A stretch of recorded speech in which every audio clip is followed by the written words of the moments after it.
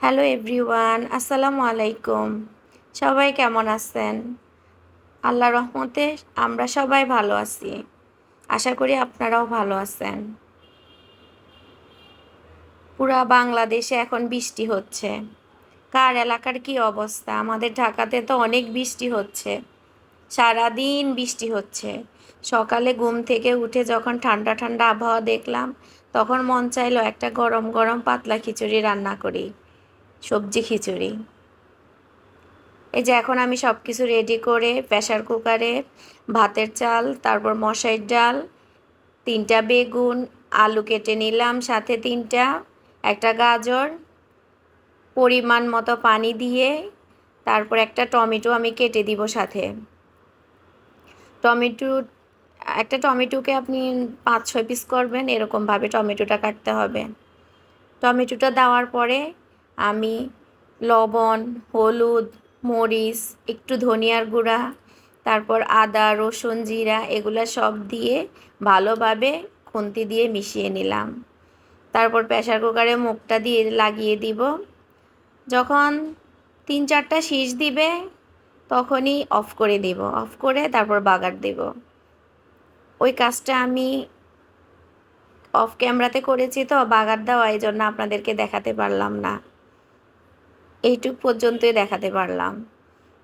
পাতলা খিচুড়ির সাথে যদি একটু আচার হয়, ভর্তা, তারপরে আপনার একটু ডিম ভাজি হয়, পেঁয়াজ কেটে ডিমটা ভাজি করে ঝাল ঝাল করে, অনেক ভালো লাগে। আমার সবজি খিচুড়িটা কেমন হয়েছে অবশ্যই জানাবেন।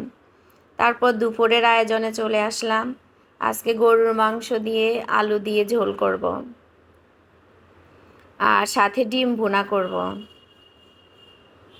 গরুর মাংসটা সবাই যেভাবে রান্না করে আমিও সেভাবে আলু দিয়ে ঝোল যেভাবে করে ওভাবেই করেছি। এই যে প্রথমে তেল দিয়ে তারপর গরম মশলাগুলো দিয়ে দিলাম। এখন পেঁয়াজ, কাঁচামরিচ এগুলো দিয়ে দিব। ভালো করে নেড়ে ছেড়ে একটু লাল বর্ণ করে নেব। তারপরে সাথে আমি লবণ, মরিচ, হলুদের গুঁড়া, মরিচের গুঁড়া, ধনিয়ার গুঁড়া, তারপরে মাংসের মশলা, আদা, রসুন, জিরা এগুলো সব কিছু দিয়ে দিব। দিয়ে ভালোভাবে নেড়ে চেড়ে পেঁয়াজগুলোর সাথে মিশিয়ে ভালোভাবে মশলাটা কষিয়ে নিতে হবে, যেন কাঁচা গন্ধটা না থাকে। ভালোভাবে মিশাতে হবে। আর রান্নার ফাঁকে আপনাদেরকে একটা অনুরোধ করছি, যদি আমার ভিডিওটি ভালো লাগে তাহলে অবশ্যই আমার চ্যানেলটাকে লাইক, কমেন্ট, শেয়ার এবং সাবস্ক্রাইব করে দিবেন। এই যে এখন গরুর মাংসগুলো দিয়ে দিব। গরুর মাংস আমার হাজব্যান্ডের এবং আমার ছেলেদের অনেক পছন্দ। এজন্য আজকে গরুর মাংস রান্না করতেছি। সাথে আসলে খিচুড়ি রান্না করিনি, কারণ সকালে তো খিচুড়িয়ে খেলাম। ভাত রান্না করেছিলাম সাথে। এখন গরুর মাংসটা দিয়ে ভালোভাবে নেড়ে ছেড়ে নিব। মশলার সাথে কষিয়ে ভালোভাবে কষিয়ে নিতে হবে।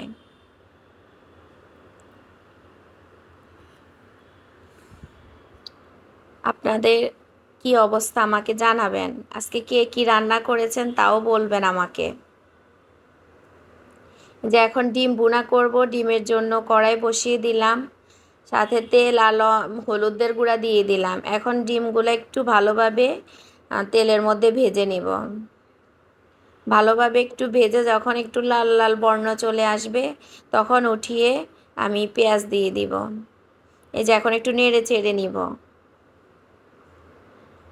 ডিমগুলো উঠিয়ে নিলাম, এখন পেঁয়াজ দিয়ে দিলাম। পেঁয়াজের সাথে একটু কাঁচামরিচ, লবণ, হলুদের গুঁড়া, মরিচের গুঁড়া, হালকা একটু মশলা দিয়ে ভালোভাবে ডিম স্বাভাবিক যেভাবে ভুনা করে ওভাবেই করলাম। এই যে দেখেন আমার গরুর মাংসের ফাইনাল লুক কেমন হয়েছে অবশ্যই জানাবেন। সবাই আমাকে সাপোর্ট করবেন, আমার পাশে থাকবেন। সবাই ভালো থাকবেন। সবাইকে অসংখ্য ধন্যবাদ। আল্লাহ হাফেজ।